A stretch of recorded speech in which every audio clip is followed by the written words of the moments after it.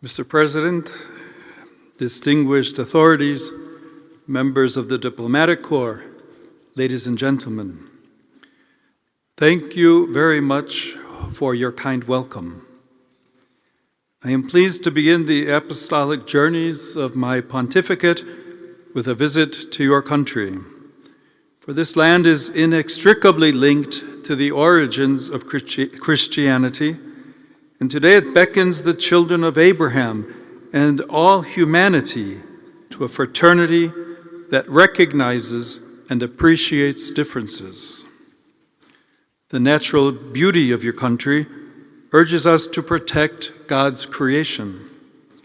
Moreover, the cultural, artistic, and spiritual richness of the places you inhabit reminds us that when different generations, traditions, and ideas meet, great civilizations are forged in which development and wisdom are drawn together into unity.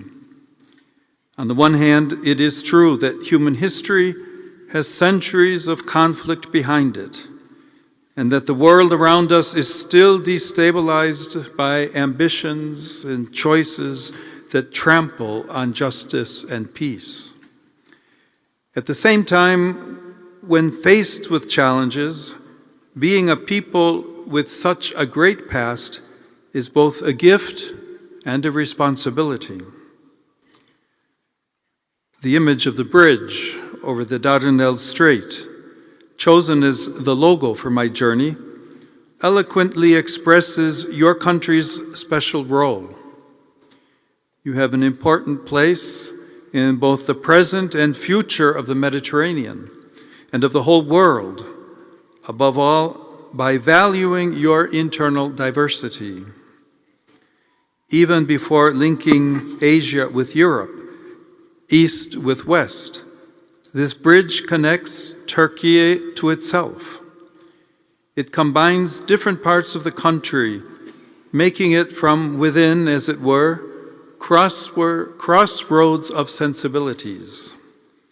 In such a case, uniformity would be an impoverishment. Indeed, a society is alive if it has a plurality, for what makes it a civil society are the bridges that link its people together. Yet today, human communities are increasingly polarized and torn apart by extreme positions that fragment them.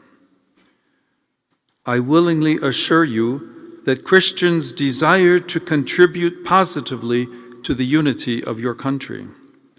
They are and feel part of Turkish identity, which was highly esteemed by St. John the 23rd, whom you remember as the Turkish Pope, for the deep friendship that always bound him to your people. He was administrator of the Latin Vicariate of Istanbul and apostolic delegate in Turkey and Greece from 1935 to 1945, and worked tirelessly to ensure that Catholics did not exclude themselves from the ongoing development of your new republic. He wrote during those years that here in this nation, quote, "We Latin Catholics of Istanbul and Catholics of other rites, Armenian, Greek, Chaldean, Syrian, etc., are a modest minority living on the surface of a vast world with which we have only limited contact. We like to distinguish ourselves from those who do not profess our faith. Our Orthodox brothers, Protestants, Jews, Muslims, believers and non-believers of other religions, it seems logical that everyone should mind their own business, their own family or national traditions, keeping within the limited circle of their own community. My dear brothers and sisters, my dear children, I must tell you that in the light of the gospel and of Catholic principles, this is a false logic." End of quote. Since then, great strides have undoubtedly been made within the Church and in your society, yet those words still resonate strongly in our day and continue to inspire a more evangelical and genuine way of thinking, which Pope Francis called the culture of encounter. Indeed, from the very heart of the Mediterranean, my venerable predecessor opposed the globalization of indifference by inviting us to feel the pain of others and to listen to the cry of the poor and of the earth.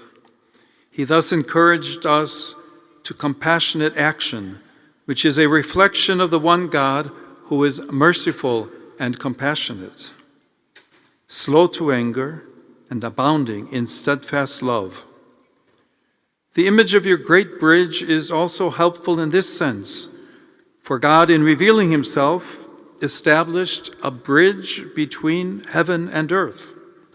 He did so in order that our hearts might change, becoming like his. It is a vast suspension bridge, almost defying the laws of physics. Likewise, in addition to its intimate and private aspects, love too has a visible and public dimension. Furthermore, justice and mercy challenge the mentality of might is right, and dare to ask that compassion and solidarity be considered as the authentic criteria for development.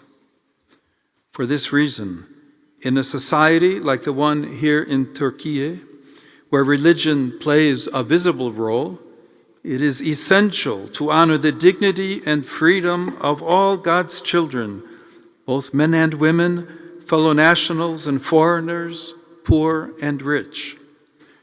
We are all children of God, and this has personal, social, and political implications.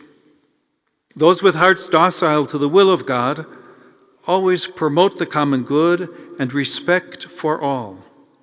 Today, this is a great challenge, which must reshape local policies and international relations, especially in the face of technological developments that could otherwise exacerbate injustice instead of helping to overcome it.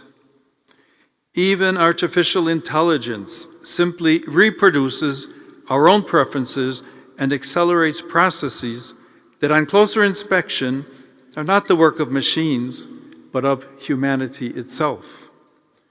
Let us work together, therefore, to change the trajectory of development and repair the damage already done to the unity of our human family.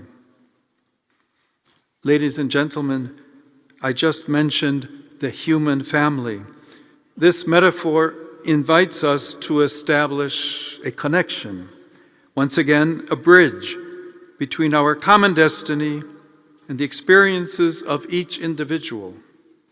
Indeed, for each one of us, the family was the first nucleus of social life, in which we learned that without the other, there is no I. More so than in other countries, the family retains great importance in Turkish culture, and there is no shortage of initiatives to support its centrality.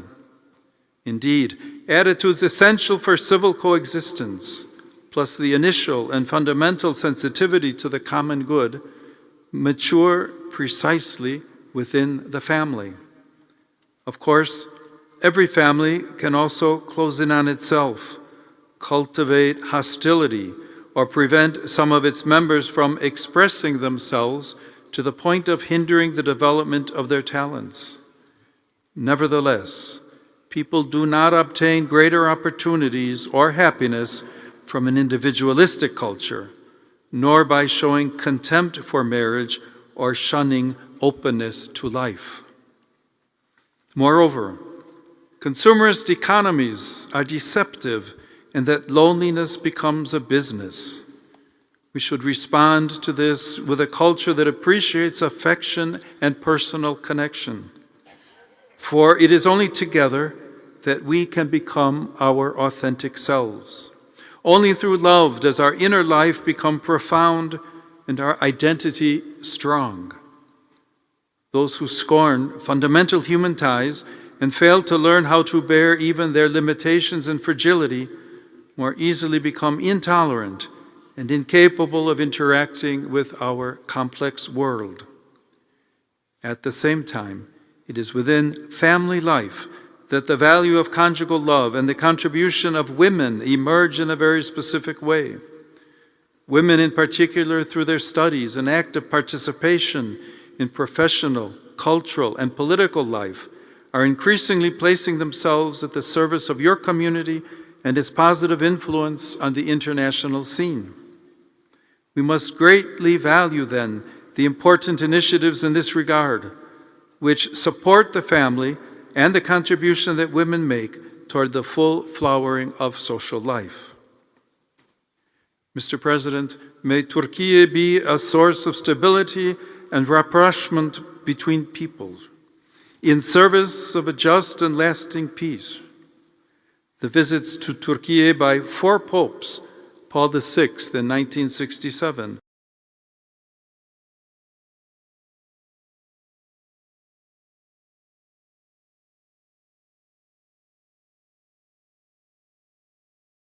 John Paul II in 1979, Benedict XVI in 2006, and Francis in 2014 show that the Holy See not only